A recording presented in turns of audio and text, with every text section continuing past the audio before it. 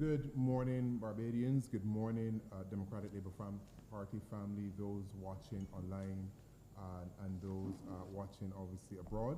I want to thank you this morning for joining us for this very important press chat and more or less a chat with the nation on NIS pension reform in Barbados.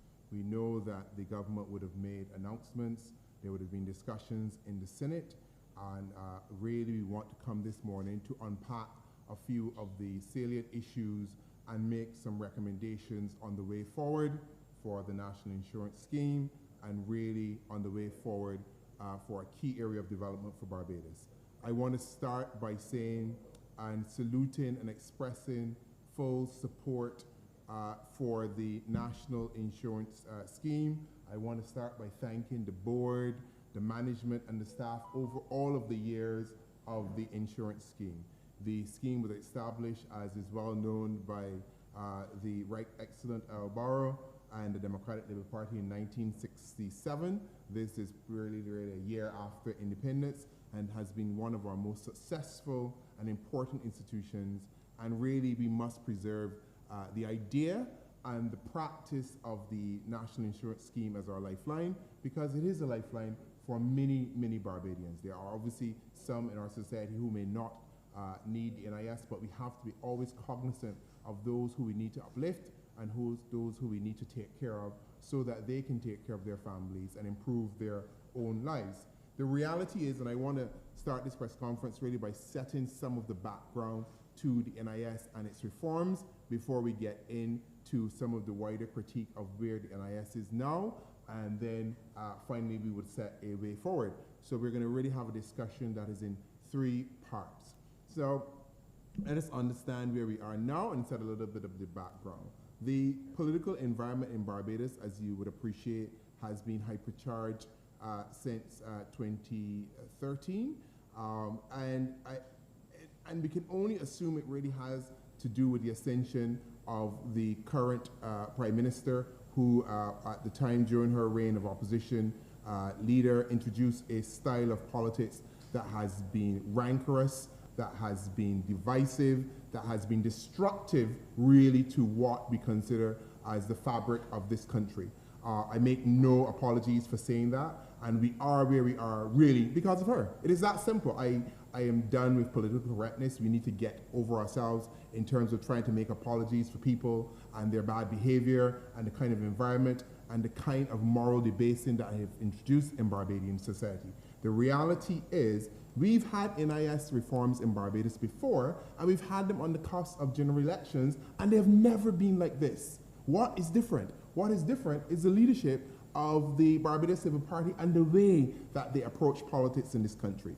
In this kind of environment where you either bow down or you worship the leader and a particular leader, you can't have the kind of political maturity that is required. And really what we are here to offer today as a Democratic Labour Party is to show Barbadians and to demonstrate that we can be politically mature as a people, and there are ways to do things differently and to practice that kind of new politics that I've talked about before. The reality is the NIS is too precious of a thing to become a political football as it has been made during the period of 2008 to 2018. And that is just the reality.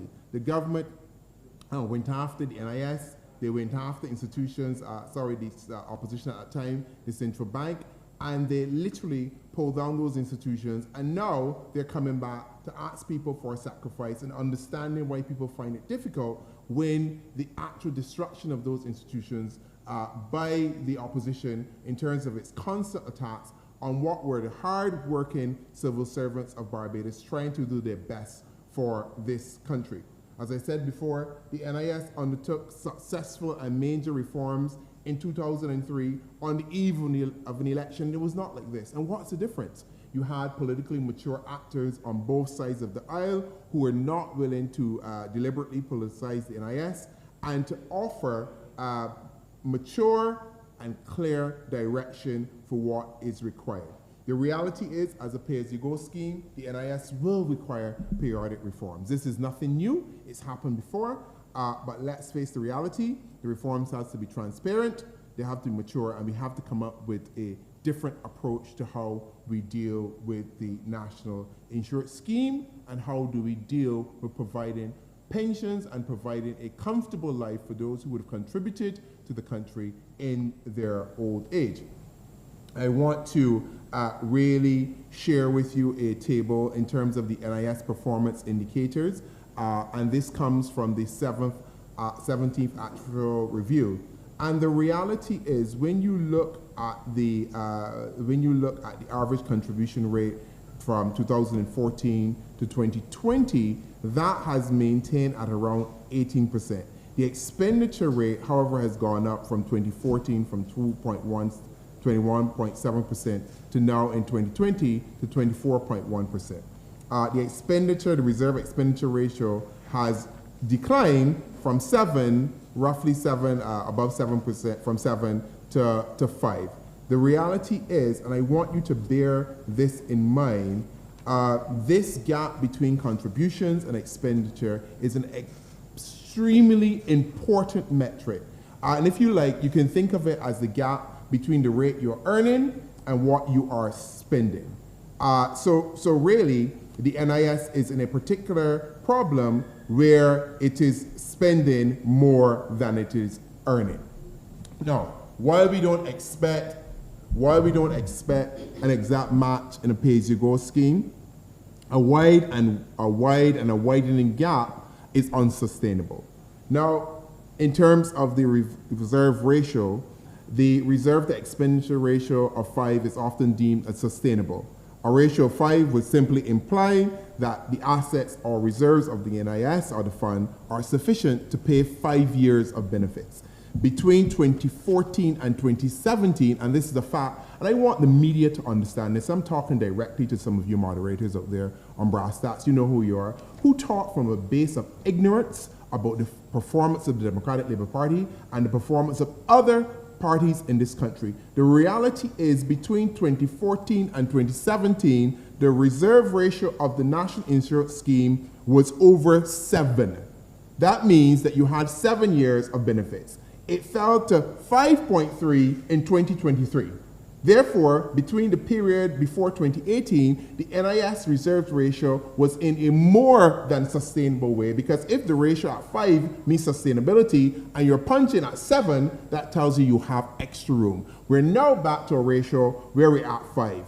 And when you look at the actuarial review, it attributes this decline to what? The debt restructuring. Nobody seems to want to talk about that elephant in the room, but I'm going to talk about that elephant in the room. The debt restructuring that the Barbados Labour Party, led under the so-called wisdom of Mayor Mottley, implemented on this country is one of the single biggest issues for why we are where we are with the National Insurance Scheme. There's no way that you can tell me that you're going to restructure the debt and wipe out $1.3 billion of your money, because it's not their money, from the scheme, and it does not affect the sustainability of the scheme. And that's the kind of argument you hear from the other side. A lot of hogwash.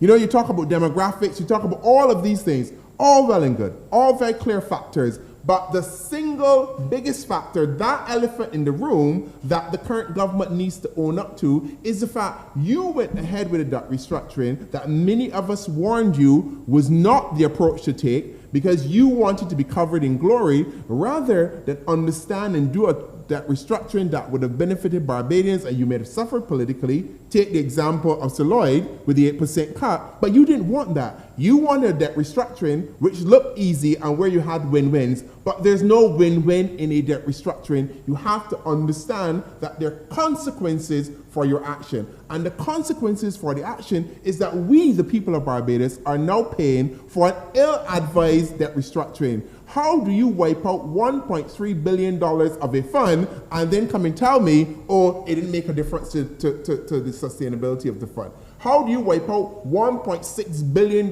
from the central bank? People don't even recognize these things. The debt restructuring literally bankrupt the operational capacity of the central bank. The central bank is still trying to recapitalize post the debt restructuring. Obviously, that is slightly different to the National Insurance Scheme, but you need context. You need to understand where we are and what the actions of this government have done. So the reality is that restructuring exercise affected the NIS. It affected the INS in a very significant way. And what is more important, and I want you to understand, and I want you to recognize this, and I want you to listen to me, look me in the eye, and I want you to listen to me very, very carefully on this. Because the debt restructuring to the NIS, that's your money, let's understand this, was treated differently to the debt restructuring to private enterprise. So the NIS, the debt was wiped out. It wasn't restructured. Your money was wiped off the books. Private persons and private enterprises, what they got extended maturities. They may have to take haircuts and they got less interest, but the money was not wiped out. What gave the government of Barbados the right to decide to wipe out money that is not theirs while maintaining the money of private interests? So that's a government that's supposed to care about you. That's a government that is supposed to want to secure your future. And I wish sometimes that people would, the media in particular, the very same private enterprises, the very same commentators on social media who sometimes talk a whole lot of foolishness, would understand and start to drill down. The information is up there. Start doing your homework as well. We will do our homework. We will bring the facts, we will bring the things to you, but you also need to be in partnership to understand that we have to make Barbados better. This can't be only about the Democratic Labour Party. It is about all of us, because at the end of the day, we all have to live and exist in this space. So you had a debt restructuring that the government took it upon itself to wipe out the debt of your money, but technically restructured the debt of everybody else's. And the government did that because they wanted their bigger room to walk about waving flags that they'd done a good job. But now we recognize it is not a job well done. And like everything with this government, it is not really fixed. The sewage still going up to the sea. My garbage still taking 3 and 4 weeks to pick up. The bus isn't working. Nothing is working. So you get short-term gains for what? What have we sacrificed for all these so-called things? The buses, the garbage truck, the sewage fix, the fixes that actually haven't been fixed. We still had to make the sacrifice. Your $1.3 billion is wiped out. The 1.6 from the Central Bank is wiped out. What do we got to show for it? What do we got to show for it? That we going to big press conferences and international conferences and waving flags? What? What is there to show for it? And I want Barbadians to start to get righteously angry, because we are being too passive in this society, taking a lot of foolishness, taking a lot of kicks. But all of a sudden, problems when the media gets up, when you get commentators on brass stacks, it was the DLP. Let me tell that certain commentator, you do not run the Democratic Labour Party. If you want to run the Democratic Labour Party, I can get you a form to join the Democratic Labour Party. You are then free to post yourself for the Executive Council, the General Council, or any part of this party, and then you can help to direct this party.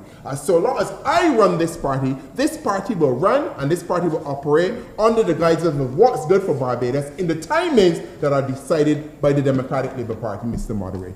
That message is directly for you. So let's understand that. One, we will move in a speed that we think is appropriate, and you will understand why we took time, why I said this bill, this act that went to Parliament required careful study, line by line. It required us to understand the background issues, to put them into proper context, and to then come and say, look, this is the background. Because I'm sure a lot of people don't appreciate the background about the debt restructuring and the effects that it's had on the NIS, and therefore that will help you to explain why then one of my solutions later is recapitalizing the fund. It all makes sense, but you have to set context. You have to do your homework. As my grandmother used to say, sometimes taking time ain't laziness. Now, the other problem, or one of the other things that we have to understand about the NIS, we know that the reserve ratio between 2014 and 2017 was high. We know that post the debt restructuring, that reserve ratio fell. We know that the government, this is fact, wiped out the $1.3 billion that belonged to you.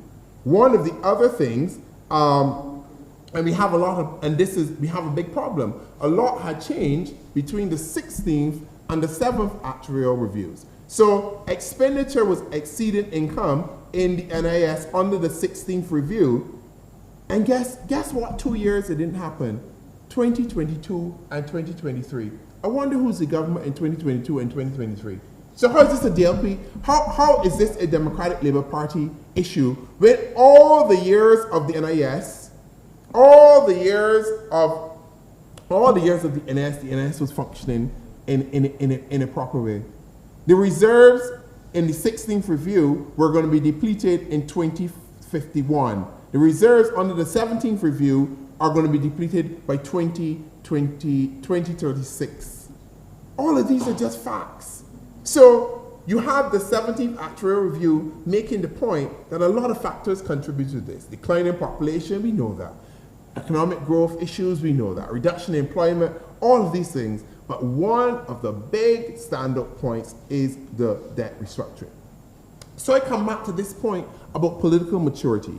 The kind of toxic, mash-up and buyback opposition politics, winner takes all, do not care what the consequences are, that was practiced between 2008 and 2018, where the NIS was politicized.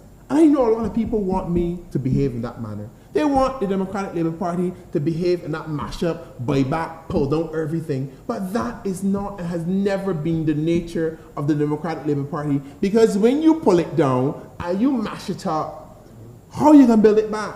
And you know, that's the reality. The government is now trapped by their own logic. You went out there, saw the idea that Barbados was the worst place in the world. Everything broke up, everything broke down, but now you're coming back to try to tell us now that everything is fine. All magically in a matter of 2 or 3 years at the beginning of the first term of your government. That doesn't make sense. And then you wonder why you're not getting the buy-in on any of the reforms that you're trying to push.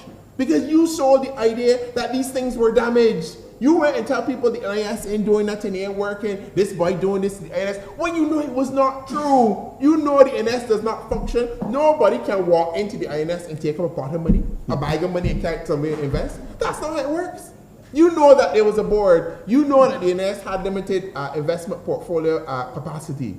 All these are things that everybody has talked about and knew for years. You know that the population was declining, and if you go back to the fact of modern Barbados, the Barbados Labour Party has managed the Barbados within the 20th century more than any party. How is the Democratic Labour Party being blamed for things? And here, the Democratic Labour Party should have identified population decline. When the big NIS reforms were done in 2003, who was in charge? You tell me that you didn't recognize population decline was an issue, and you should encourage population growth by providing the tax incentives when the sun was shining. Fix the roof. You now come all of these years later because obviously you didn't expect that it would become your problem again, and that's what the Barbados Labour Party does. You didn't think that it can catch up with you, but the reality, these things will catch up with you because you've been around for so long. Oh, your chicken's coming home to roost. And this is your problem. The NIS in its current state is because of what you did. A debt restructuring that many of us advise you not to do in that particular manner. But you decided that you wanted your short-term political gains at the expense of all of us. And now all of us are suffering for this. Now, the evidence from the actuarial review is clear. And I can quote chapter and verse in the report. So let's start. Page 8, debt restructuring. Page 12, due primarily to debt restructuring in 2018, NIS fund investments declined from $4.6 billion in December 2017, who was government then, to $3.8 billion at the end of 2020. The average yield on investments was 4% compared to 7.3% in the previous period. So you're getting 7% yields from the investments that the NIS were making compared to it going to 4% yields. Well, I don't know if they can do math, but that looked like it was a decrease to me. So we were at 7, we were at 4, we were at 4.6 billion, you gone down to 3, all those are decreases. And the report makes it clear, it said, due primarily, if they want the lawyer and me to come out, primarily, can mean, mainly, it means it is your fault.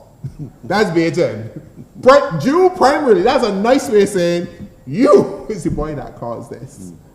You caused this. Then you go to page 14.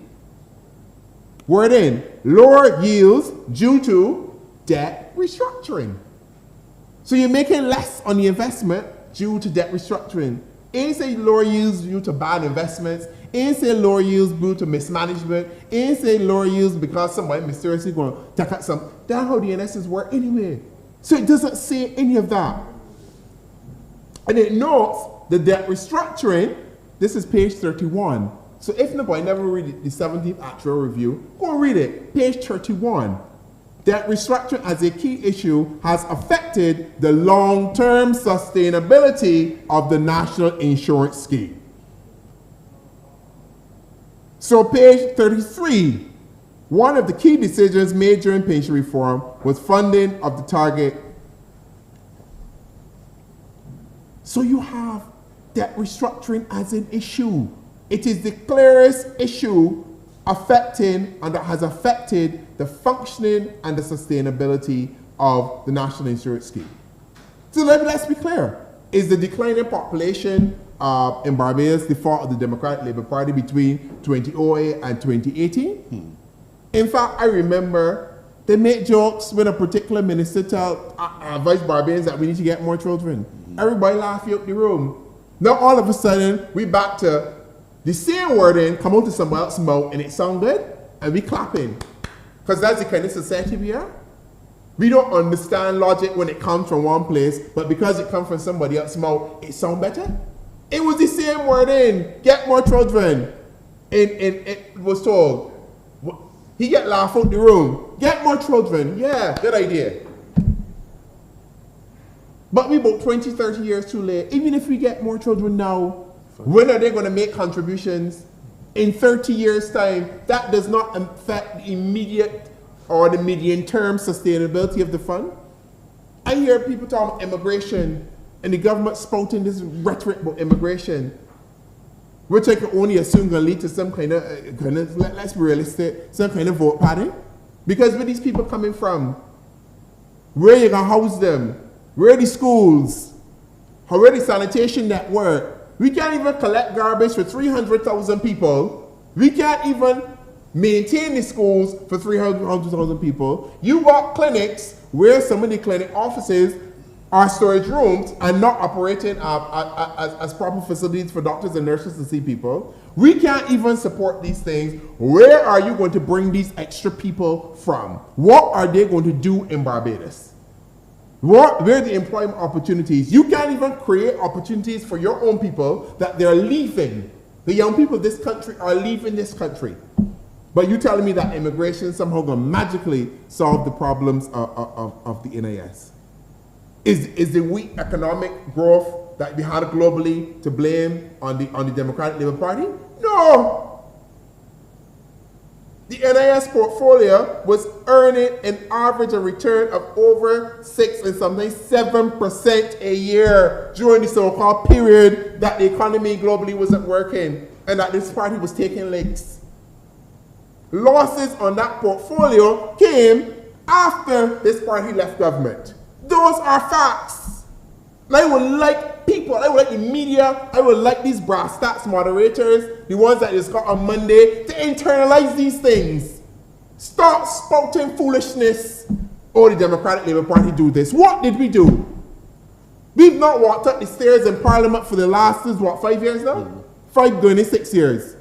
How is any of this our fault?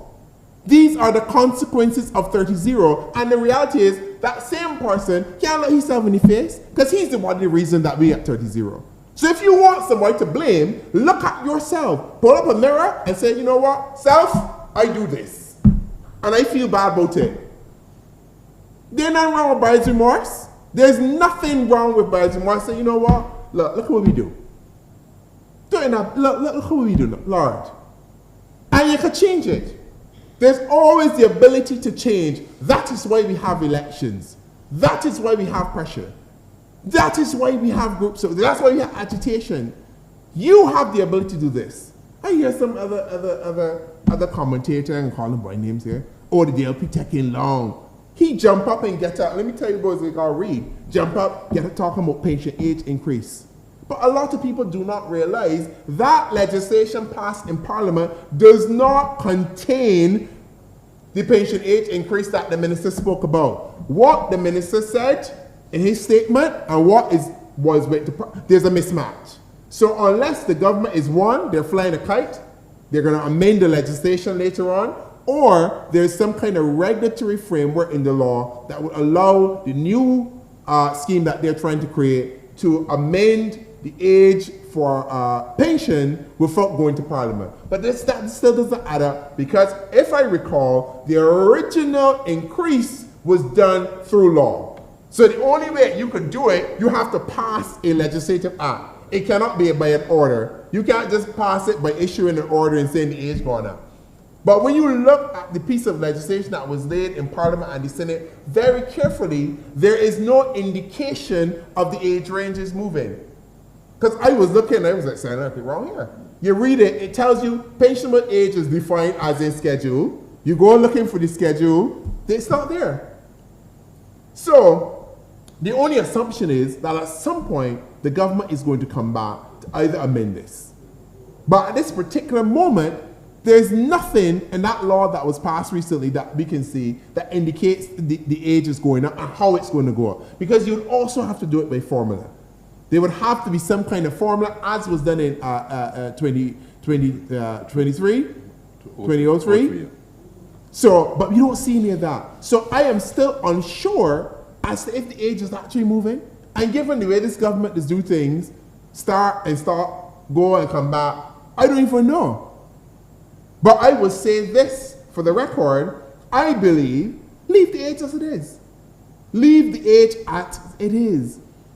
And I'm going to explain to you why we leave the age as it is. Because the 2003 reforms proposed to make the retirement age, and that's when you move from 65 to 67. And we increased the contribution rate at that point from 14 to 18. We didn't have all this outcry, we didn't have all of this, because we were doing it in an environment that was politically mature. And let me explain to you why we were doing it in an environment that is politically mature. And I want to make this very clear. The Democratic Labour Party, myself, we were not, and I can say it slowly, we were not involved in any of the reforms that you see before you for the National Insurance Scheme or pensions in Barbados. And I will explain to you why we were not. We were not because when we were first invited to the first meeting of the advisory group, dare us to ask a question: what is the mandate of this group? How many times this group is meet? What are we trying to achieve? Who is our direct reporting manager? What is the purpose of this group? What are the aims? What are the objectives? Dare us to ask a question. You know what happened after that? Magically fell off the email chain. Never invited to another meeting. But then the minister got the gall to get in Parliament and talk about how he consult with the Democratic Labour Party. He did not consult with the Democratic Labour Party. And this is the kind of stuff that has irked me, you know. Because it is just disingenuous. Why would you do that? You know that you dropped me off the committee because you were trying to ask questions to understand what was the purpose of the advisory group, because nobody is using Ronnie Yearwood or the Democratic Labour Party as window dressing.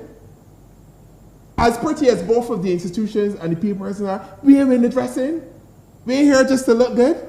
We are here because we have ideas. This is a 68-year-old institution with intellectual capacity and wisdom to offer something to this country. And if you bring us to the table, you bring us in a manner that is serious, in a manner that is befitting of the organization, to understand that we represent Barbadians. We ain't got a seat in Parliament, but people still voted for this party. And I would like the government to remember that. I would like some of the very same media to remember that. People still support this party. This party exists because of its people. That's why we are here. And we will continue to represent them. We will represent them in the best way that we can. So let me get to my 3 recommendations. 3 things that I think the government should do. Because you know, the other thing the media like to say, that we always quarreling, but we don't got the solutions. So you want some solutions? Let me give you 3 solutions.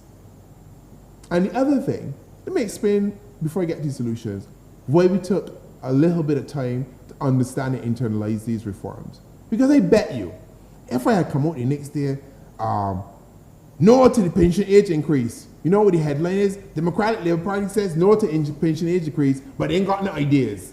What you gonna do? But you don't come out, well, you ain't saying nothing. So we can't win.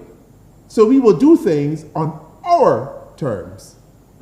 Because this party will do things on the terms of its membership and of its executive and of the leadership of this party. We will not be directed by certain persons in the media sitting in their pulpits and in their glass houses. Because I would like to remind them, don't throw stones, because some might come back.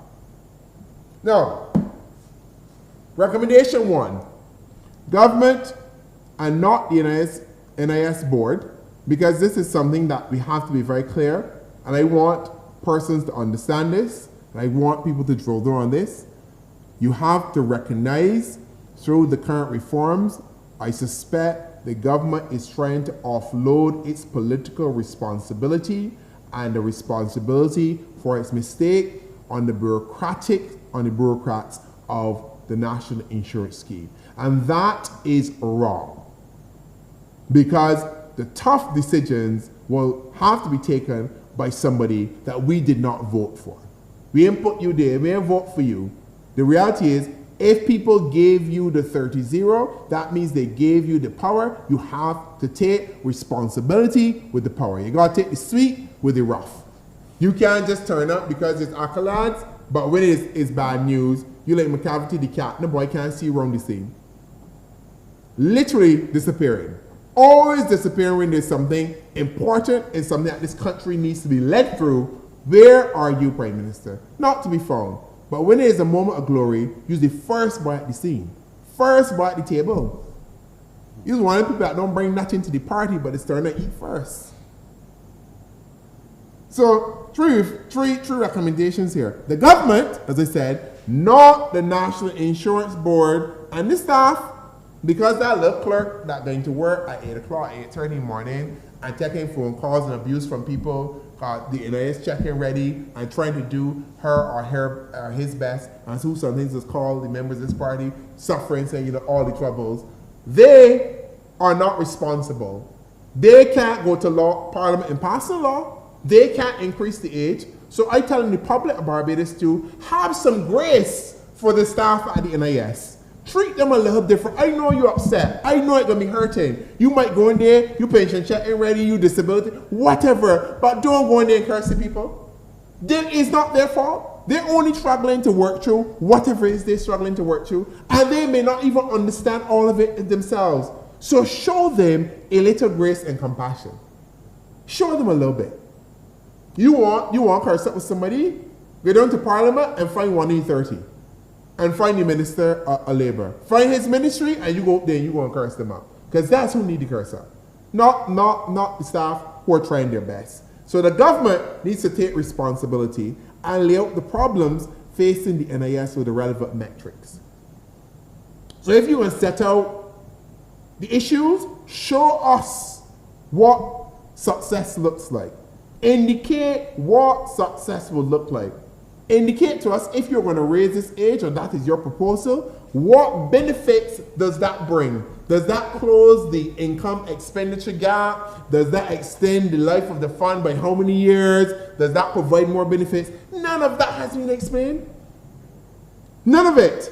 What do the metrics for reform look like? We're not getting that information. And thirdly, lay out the proposed reforms to address the problems in a comprehensive manner. You come with an itty-bitty ministerial statement, the statement in matching the actual laws that you're passing, create a firestorm in the country, spare some responsibility. Set out what the reforms look like, and then tell us what the success for a reform NIS looks like.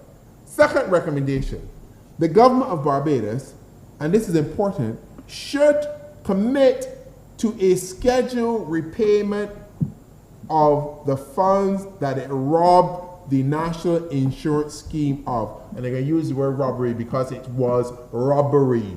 It is not your money. The pensions the money taken from people to put in the NIS to help them in their retirement, that is not government money. That money cannot be treated in the same way you would treat money in the consolidated fund. They're two separate approaches. However, the Prime Minister's relationship and the way that she seems to operate with money, she didn't really care. Because their behavior towards the NIS funds was as if it's money that you just dip in the consolidation fund to use. But that is not the case. So the government needs to recommit to this scheduled repayment for the $1.3 billion that it wrote off as part of the NIS restructure. Because of all the factors negatively affecting the NIS, that deliberate choice, and let us understand, that was a choice by the government. That was a choice by the government as part of the IMF Structural Adjustment Program. Because the government decided it wasn't going to make adjustments in other places. It wasn't going to take a hit in other places because it didn't want to take the responsibility and owning what needed to be done to guide this country through the rough times. As we just saw Sir Lloyd, as Sir Lloyd did. We get more and talk about how great Sir Lloyd is now, but we forget all the lashes. We forget the experience. We forget what it took to do what he did and not do something like this because you want to walk away free. Because this was a decision that hurts everybody but keeps you looking politically sweet. Until obviously now it's caught up. It's caught up with you. And maybe the government wasn't expecting to win the next time, so they said, well, let me do this now because this ain't gonna be my problem. I already got my takes. First this, first that, why gone? But you know what? The Lord God's good way of having a joke on you. Because now it is your problem still. So you got to deal with it. So commit to repaying that $1.3 billion that you robbed from the people of Barbados. So if you want to talk about people taking up money, that is literally the definition of taking up money. That is literally the definition of going in and literally coming up with the bags of money. Because that's what you did to the people of Barbados. You robbed them. You robbed them, and now you're asking them to work for longer to sustain the robbery that you do when you were told. It's not that you didn't retire, don't do the restructuring this way. Nobody was against it. We told you, do it in a more traditional. Do not do it this way. You had the example of Erskine Sandiford. You had the example of how a successful, this is not the first time restructuring was done. You could even go back to your own party in Tom Adams. If you didn't want to draw from the DLP and say, man, I want to get in the points, go back to yourself. But no, you got to be different. For no reason. Because now we're all suffering. We're all suffering for this.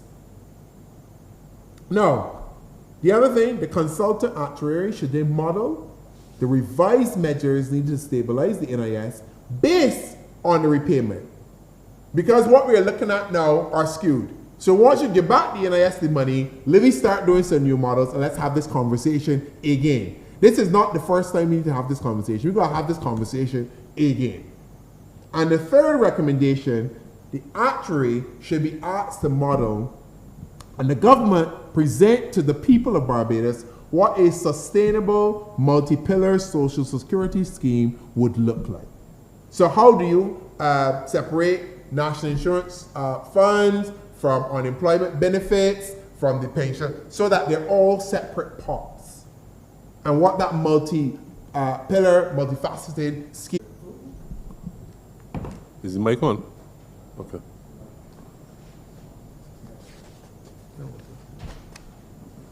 You can go. Good morning to the press. Good morning to all those who are following this press conference, and especially to those who are with us from the diaspora. We welcome you to the Democratic Labour Party. You would have heard the President outline the issues associated with the ministerial statement that was laid in the House by the Minister of Labour, and also the National Insurance Bill. And before I even start to get into what I want to discuss, this is really for those persons who actually sit now in Parliament. I could not believe that two pieces of legislation that is going to affect all working class people in this country, whether you are private sector, public sector, and indeed, even those persons who are self-employed. I cannot believe when I sat in front of my television and realized that the Minister of Labor got up and made a speech, and there was no real debate on that first piece. And then we saw the Minister of Finance, Mr. Strawn, got up in Parliament and introduced this piece of this bill. It's called the Pensions Act I'm trying to exactly what it is. It says, the bill will amend this certain enactments relating to pensions in order to provide for a contributory pension scheme for certain public officers. And he spent about 13 minutes glossing over this piece of legislation. And then there was no discussion whatsoever. And I asked myself, those persons who sit in the parliament of this country, who are you representing? Are you representing your constituents, or are you representing the interests of your leader and of your party? Because clearly, all three of them cannot be together. If you were representing your constituents, it is clear that someone should have gotten up and spoke on this. We have listened, we have seen, we have heard the outcry in this country over the National Insurance Bill. People in Barbados are concerned, they're worried. You listen to our president just now, and he spelled out clearly what this is all about. You made a mistake. You wrote off $1.3 billion of people's money. And then in order to fix it, you are asking the same people who would have contributed to that scheme, the burden is on you to fix it. Why is it that every time this party, this government makes a decision that it is not in the interest of the people of this country, then it is the people who have to turn around and fix it? These are the questions that we need to ask ourselves. And like I said before, those 29 plus 1 who sit in the House of Assembly in this country, the Parliament of Barbados, I'm appalled and I'm ashamed. I'm ashamed, and I think all voters in this country should be ashamed of the performance of you, none of you stood up and questioned the palatability of this piece of legislation, because it is hurting. You were asking people to do something, and the president was correct. What the statement from the Minister of Labor said, and what is indeed is in that piece of legislation, is two completely different things. Mm-hmm. Two completely different things. And this is a party and a government that rode in on the wave of accountability and transparency. Words that do not match. Words that in the morning do not match on the evening. We have been bamboozled, and I'm going to digress a bit. We have been bamboozled so much that they took a test and gave it to all children and then promised us a report. This is almost 5 months, more than that now, and we have not yet seen a report. But yet, we are supposed to take whatever they say and believe whatever they say is the correct thing. I think the problem in the field of Barbados is we need to stop having these roads to Damascus experiences. Because if this government continues like that, we're going to be having these Damascus experiences every day. We cannot continue like this. You cannot. And I mean, the way it was done is the way it was done that cast this uneasiness, this distastefulness in your mouth. Here it is in the height of the crop over season, where we know traditionally Parliament meets on Tuesday. you bring a piece of legislation as so important to this country on a Friday, had no relevant discussion on it at all. It went to committee, no discussion. It was just passed. That was the Friday. Saturday, Sunday, Monday, Tuesday, bank holidays. What was part of the bank holiday? Big free fete. Every Bajan out jumping up and down. Nobody understood what just happened in the parliament of this country. And then what happened? Wednesday. So you jump up and down. The Monday, the Tuesday you're sleeping. Wednesday, this thing was supposed to come in. No, the Tuesday was a bank holiday as well. So the Wednesday, it was supposed to go to the Senate, breeze through the Senate, becomes law, and we would not have an idea what's going on. No idea what was going on. And you know, the president made a point just now. Everything, the Democratic Labour Party has not said anything. The Democratic Labour Party didn't do anything. But you know, it is amazing.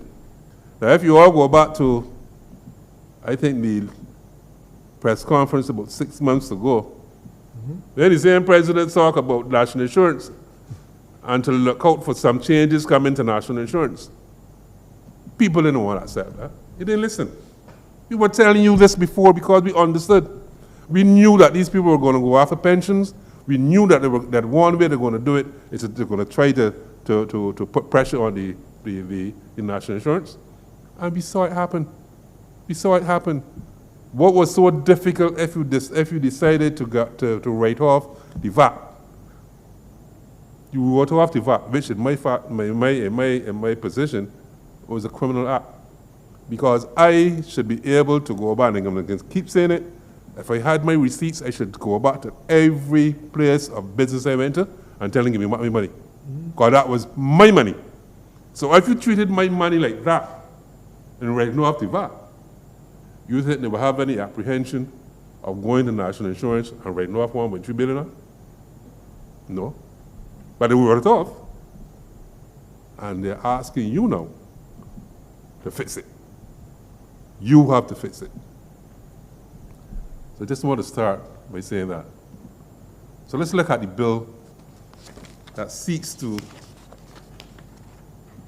and I said, an act to amend certain enactments relating to pensions in order to provide for a contributive pension scheme.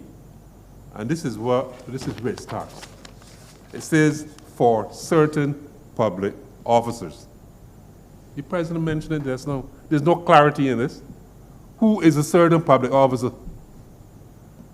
Under the Public Service Act and the Constitution in this country, it clearly defines a public officer.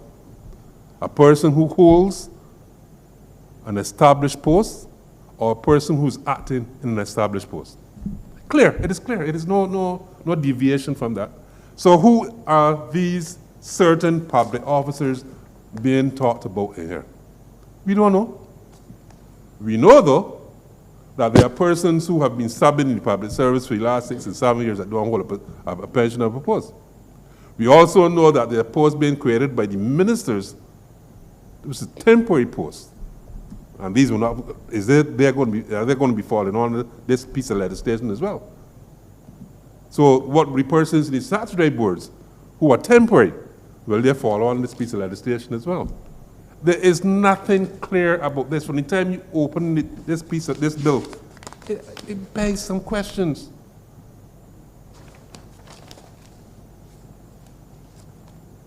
But you know, one of the things that I have been struggling with, this here. You're asking persons who are entering the service to contribute 5% of their salary towards a pension. And for those persons at the bottom, we would contribute the 2%. Now, understand that what you're doing is that normally persons at the top pay 11.1% in national insurance.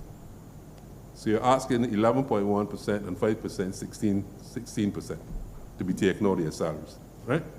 The persons at the bottom will add the 2% and 7.something% with 9.5%. So the question that is being asked is, when you are, the national insurance monies that that's taken out your salaries now, all those persons who are in the service, portion of that money goes to your pension, okay?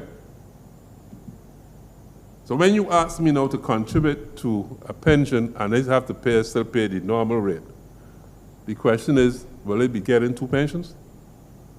Will they be getting the insurance pension plus the pension and being contributed to? That is the question I think a lot of people need to ask. It is not spelled out in here. It is not spelled out in here. And one of the other things if you are telling me that right now National Insurance is having some issues because the management of the fund, and that is what they say, the management of the fund, then if you are asking me to contribute a portion of my salary towards my pension, I will question whether or not I want National Insurance to manage my pension portfolio. I would have a difficulty with that. Because if you are saying that, it means that the minister,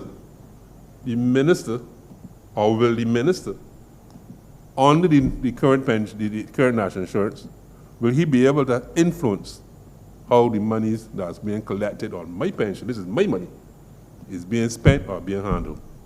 I think that's a question that people need to find out. And I certainly think that that should have been held as a separate entity managing those funds. And so, time is against us, and I know that the president has a lot to ask for, but I am going to say this. This piece of legislation, we need to go back and revisit this. There are a lot of ambiguities in here. It is very, very poorly constructed. I read the bill. It refers to things like cap 30, when it really means 384. I cannot believe this. It means cap 384 and not cap 30. You have a lot of these ambiguities within the bill itself. Okay? We need to find out who are the ones who are going to be captured in this. Because like I said before, there are persons who currently are working. What about those persons who are under contract? What about those? Are they going to be captured in this piece of legislation as well? We don't know. How will this money be worked out? How would your pension be worked out? You're supposed to be pensionable under this piece of legislation after 3 years. After 3 years is a pension that I'm contributing to. Will I be able to go to this pension fund and say, listen, I am now pensionable. I would like to borrow some money on my pension to send my child to university, to look after my child because he needs serious medical help, or to help for me to satisfy a mortgage. Will I be able to do that using this piece of legislation? And you know, I know we are short on time, but I need to say the two things that is burning me. I've never seen this country go to this level. Two things. One, we had an issue with the Kentucky Fried Chicken. Okay? I have never yet seen in the history of this country where employer locks in its workers. I've never seen it. Employers, because they own the plant, lock you out. But they don't lock you in. But you know what was more distasteful? Was the response from the person who's leading the Barbers Workers Union.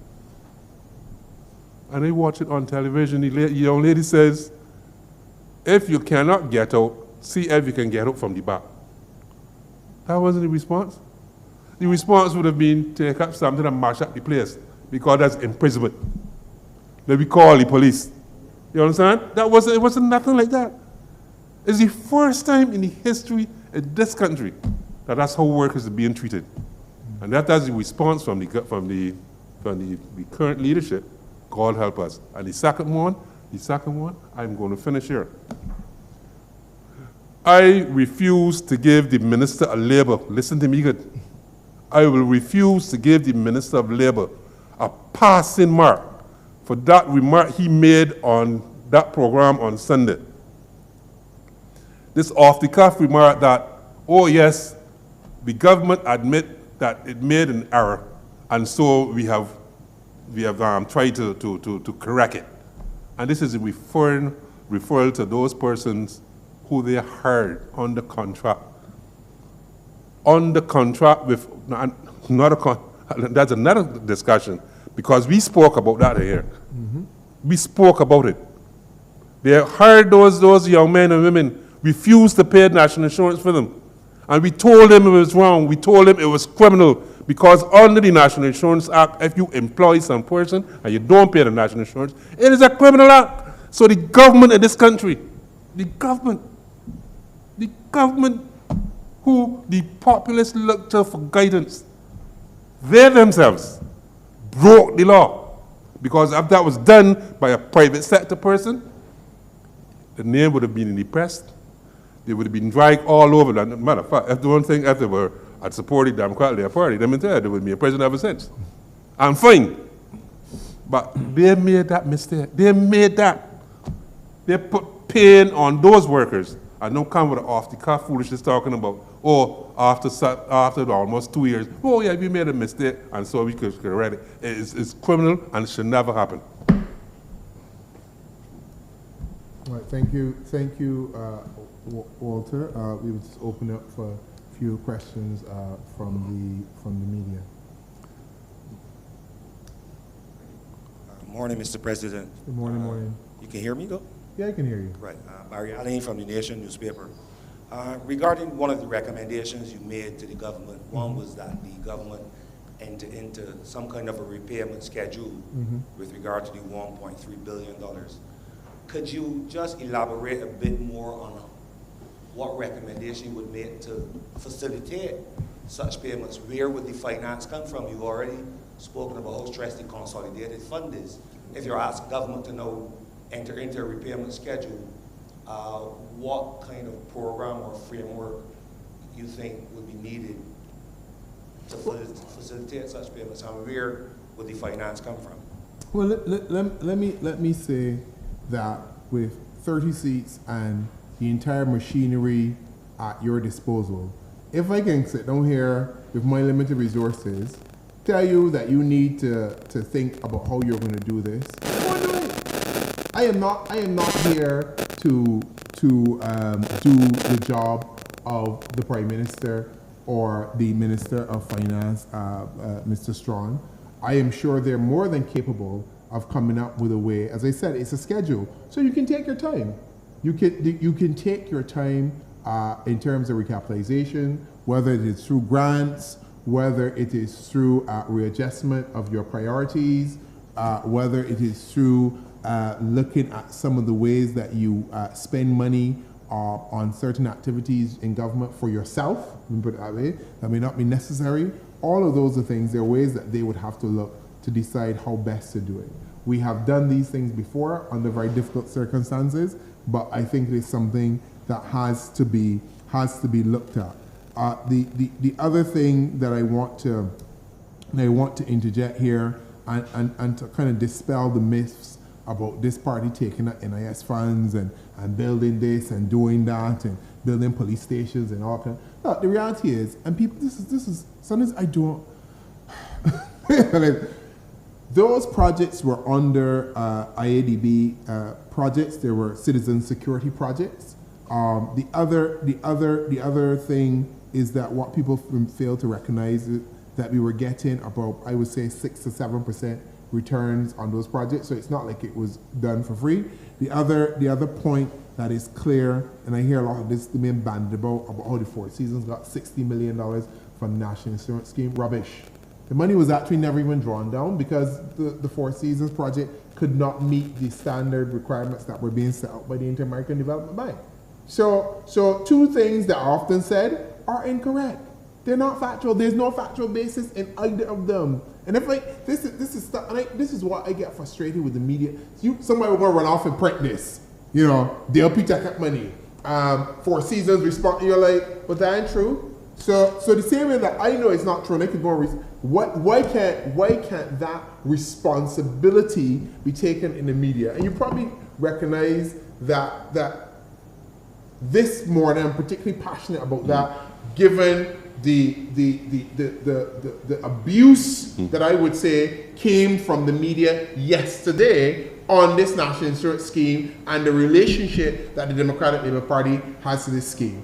Because over the years of this scheme, and I would cover both parties, the fund does not function like that. It just doesn't.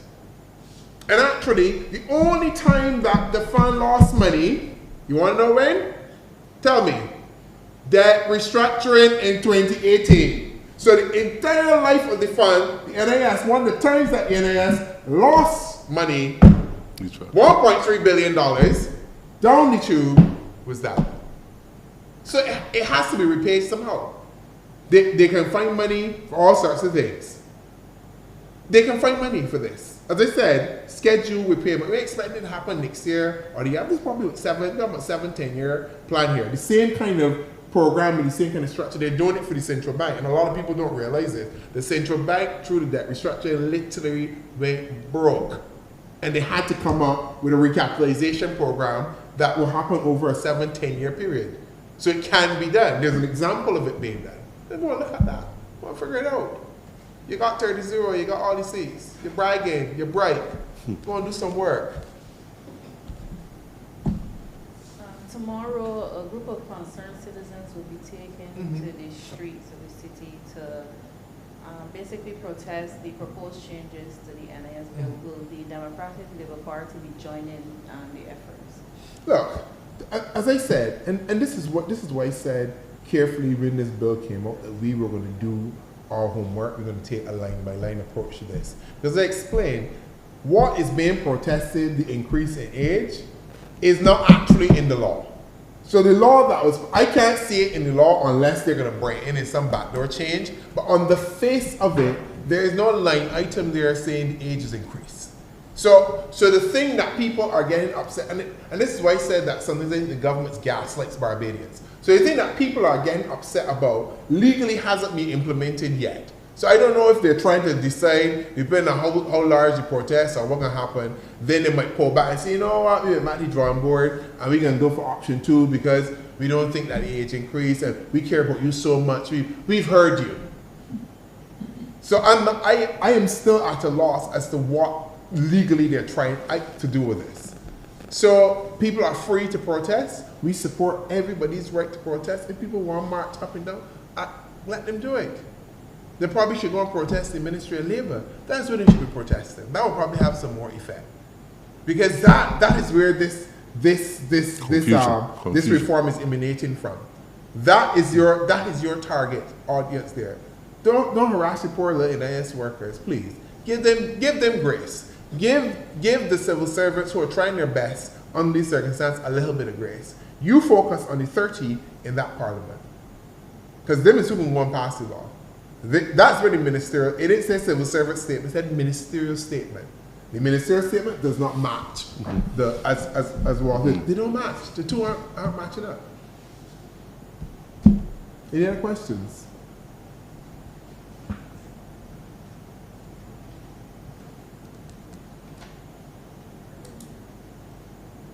All right, I want to thank the media for being here. I want to thank Barbadians, party supporters, folks watching all over the Caribbean, the world, wherever you are, for joining us this morning. As I said, this conversation is now starting because we would expect to see other elements of the reform going through Parliament or being put in a public domain.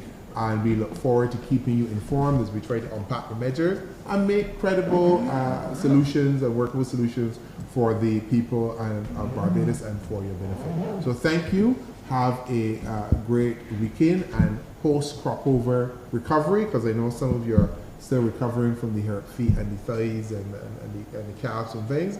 And have a great weekend and enjoy your time with your family and yourself. All right, thank you very much.